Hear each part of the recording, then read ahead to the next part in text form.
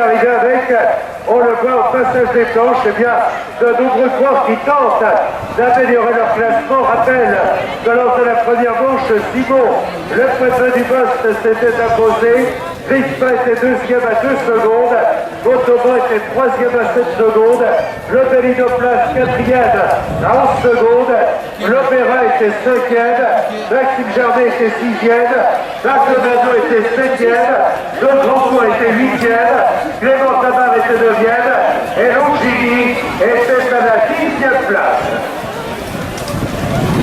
Voilà, note également qu'il n'y a qu'un seul Canéen qui a été dans les 8 premiers de la première manche du challenge national, c'était Jérémy Montauban. On va suivre particulièrement la performance du jeune Ronaldin qui est actuellement en 3e position, mais il semble avoir vu l'attaque également d'Adrien de Grandcourt depuis quelques instants, le dossard numéro 8 pour le Scottigeau qui semblait dans sa combinaison noire prendre les devants il y a quelques instants, même si pour l'instant les écarts sont extrêmement serrés entre les leaders. On devra en savoir plus très prochainement, notamment au passage sur les planches. Voilà, effectivement, dans une course avec beaucoup de qualité au départ, et on retrouve toujours, on a vu tout à l'heure, place qui était au commandant Crispin, qui après la belle victoire qu'il a obtenue dans le décor magnifique de Plougadou, c'était le dimanche dernier, et donc on retrouve le comité de Bretagne a véritablement mis KO ses adversaires donc à 12e. On a vu tout à l'heure donc le vide d'accélération. On a vu donc avec l'écran de Mathieu Legrand au Jimmy Turgis. Et là nous avons donc mené la deuxième place. De la manière la plus séduisante qui soit. Le voilà l'ovation du public à Michael Crispin. Deuxième à Saint-Étienne et revirement. Et formidable vainqueur. Aujourd'hui, donc, dans l'épreuve de Kelmeuc, où il aura véritablement dominé ses adversaires, le jeune joueur breton, donc, sabot superbe, séduisante. On peut dire que le jeune joueur Michael Crispin aurait été particulièrement convaincant alors que nous attendons maintenant pour les arrivées et les places de 2e, 3e et 4e. Voilà donc le podium qui est en train de se dessiner avec à la 2e place. Nous avions donc l'arrivée de Tanguy Turgis.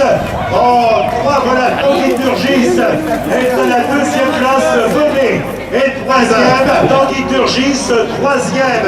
Nous avons donc le coureur Thomas Bonnet à la 4e place. Nous avons donc le coureur Montauban, 5e. De Grandcourt, 6e, le Poitvin du Bost, 7e, le Bellinoplace, à la 8e place, nous avons donc le Grand, 9e, Navarro et 10e, Maldonado.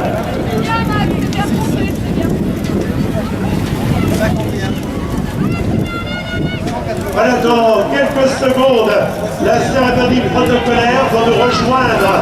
Donc, Jean-Claude Leclerc, également donc Didier Marchand, le président du comité de Bretagne, et Christian Bellé, le président du comité d'organisation. Voilà, donc le vainqueur sera récompensé tout à l'heure par M. Didier Marchand, président du comité de Bretagne, un président heureux puisque c'est son coin qui est le vainqueur de l'épreuve réservée aux cadets. Donc Jean-Claude Leclerc, le président de la commission nationale de cyclocross, récompensera le 2e de l'épreuve et le 3e de l'épreuve sera récompensé par Christian Bellé. Donc je regarde le classement. Premier donc Michael Crispin, 2e Tanguy Turgis et 3e donc Thomas Bonnet. Voilà le classement, le podium de l'épreuve du jour. Donc le vainqueur est Michael Crispin, le corps du comité de Bretagne, qui aura pris la course à son compte dès les premières minutes et ensuite, personne n'a été en mesure de se rapprocher du corps du comité de Bretagne. Nous avions donc 2e le coureur Tanguy Turgis et à la 3e place nous retrouvions donc le coureur Thomas Bonnet. Joigne avec donc nous retrouvons Tanguy Turgis.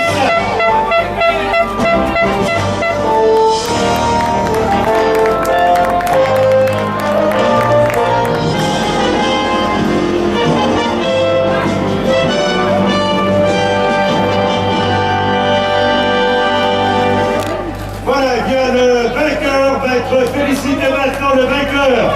Il y a du comité de Bretagne, Michael Crispin, vainqueur de l'épreuve, félicité par Jean-Claude Leclerc, le président de la Commission nationale de cyclocross. Il félicite également le deuxième et le troisième.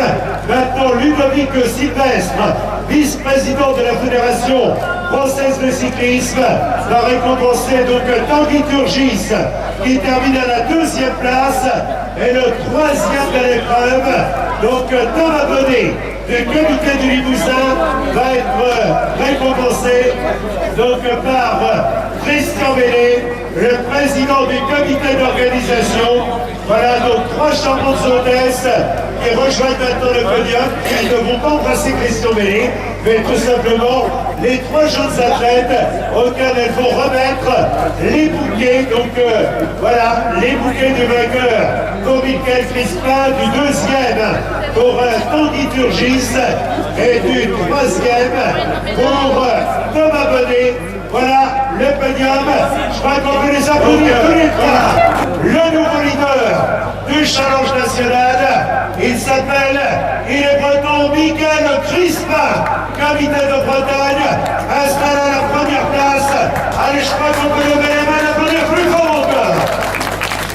Voilà Michael Crispin, habillé donc par le président de la commission nationale de cyclocross, Jean-Claude Leclerc, qui avait travaillé pendant 2 ans chez Jean-Paul Gaultier et qui remet donc le maillot de leader à Michael Crispin, qui regrette que les hôtesses soient déjà reparties. Ne t'inquiète pas, Michael, il en revient une. Faites pas la bise. La bise. La bise. Mais si, ça y est, il est descendu. Ah bah oui, il était haut, bah je comprends. Voilà, donc le podium avec Michael Crispin, superbe vainqueur, la qualité y était, la bannière également.